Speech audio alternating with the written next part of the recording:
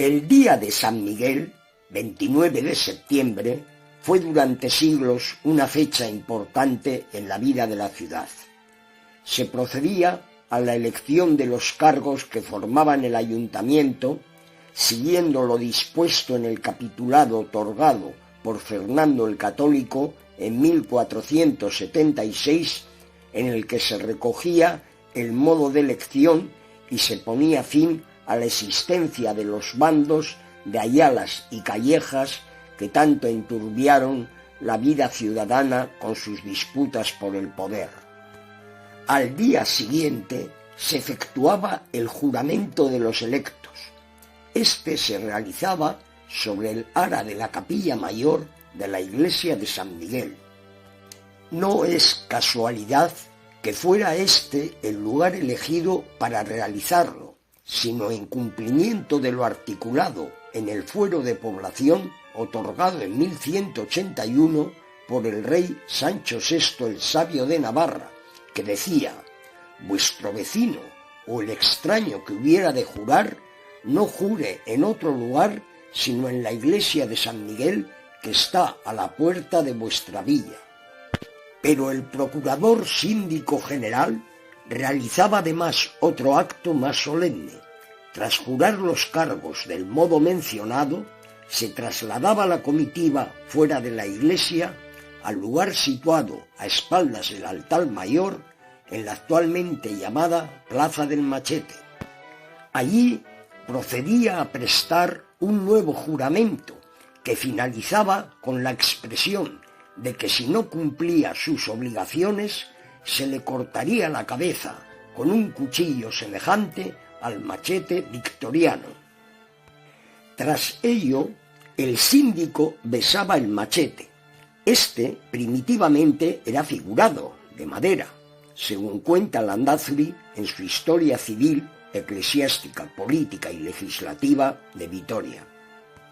En una época posterior a 1780, fecha en que se escribió dicha historia, se cambió por el de hierro depositado en el archivo desde mayo de 1883, del que existen en la actualidad dos reproducciones, una en una vitrina colocada en 1998 en el lugar de la plaza donde estuvo el nicho que albergó el machete, y otra en el lugar donde anteriormente había estado el original, en el propio archivo. Por decreto de 22 de agosto de 1608 se formó el libro de juramentos, donde se estableció la fórmula para realizar el que nos ocupa.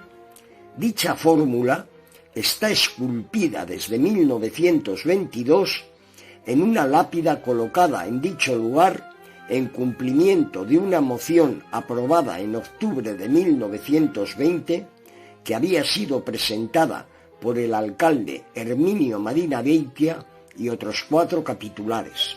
Todo ello está protegido con una verja de hierro, y sobre el lugar donde está reproducido el machete figura un antiguo escudo con las armas de la ciudad.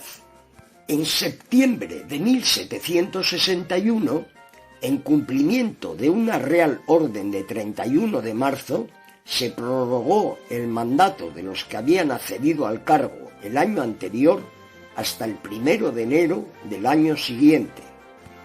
Los nuevos cargos se eligieron el día 1 de enero de 1762 y el juramento se realizó el 2. Posteriormente, la fecha de elección cambió al día 31 de diciembre, efectuándose el juramento en uno de los primeros días de enero. El último juramento del procurador síndico general lo realizó Nicolás de Urrechu el día 1 de enero de 1841. Veamos ahora otros aspectos que ha tenido este rincón tan entrañable de nuestra ciudad. En esta fotografía, la más antigua de esta plaza que se conserva en el archivo de la ciudad, observamos a mano izquierda la casucha que, según Ladislao de Velasco en Memorias del Vitoria de antaño, disimulaba el gran rincón donde estaba expuesta la Virgen Blanca antes de su traslado al sitio donde en su hornacina la podemos contemplar en la actualidad. Esta casa, con numeración de las escaleras del Machete, no figura en el nomenclátor elaborado según el censo de 31 de diciembre de 1940.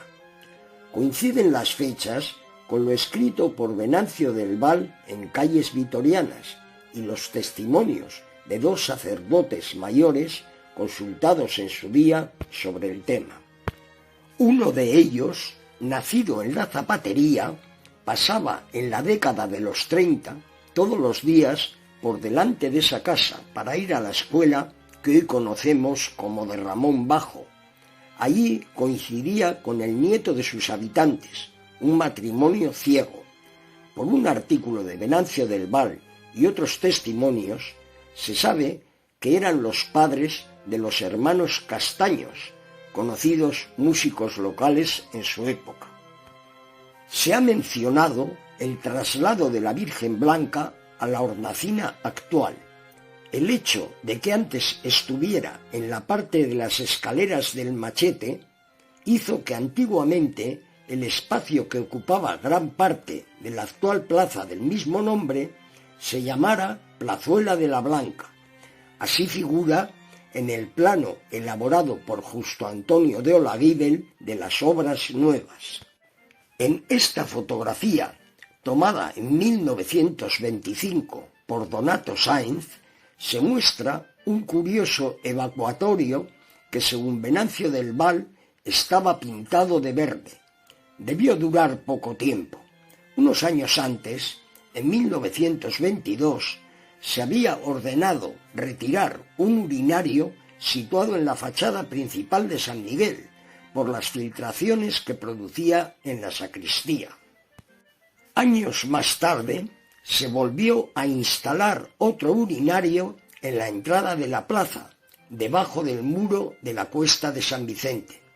Fue retirado también por insalubridad en el año 1969.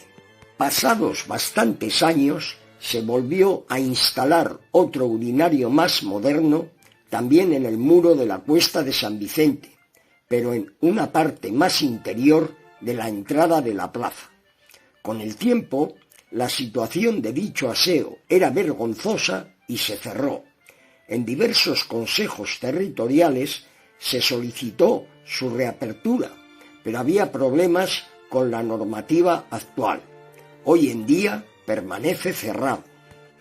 En esta fotografía de Enrique Guinea se muestra una imagen donde todavía perdura la casucha de las escaleras del Machete, pero existen dos elementos nuevos: la puerta de comunicación con la capilla del Sagrado Corazón de la iglesia de San Miguel y una marquesina encima de ella instalada en el año 1928, siendo Faustino Mendieta párroco de San Miguel. Muchas más cosas se pueden hablar de esta plaza: las covachas, la placeta del Juicio, el Medianeto, los mercados de ganado, los de carbón y paja, espacio de trabajo de los soeros, corridas de toros, deporte rural, rincón para espectáculos, Villasuso, las sociedades gastronómicas y sus variopintas actividades. ¡Qué grande es este pequeño rincón!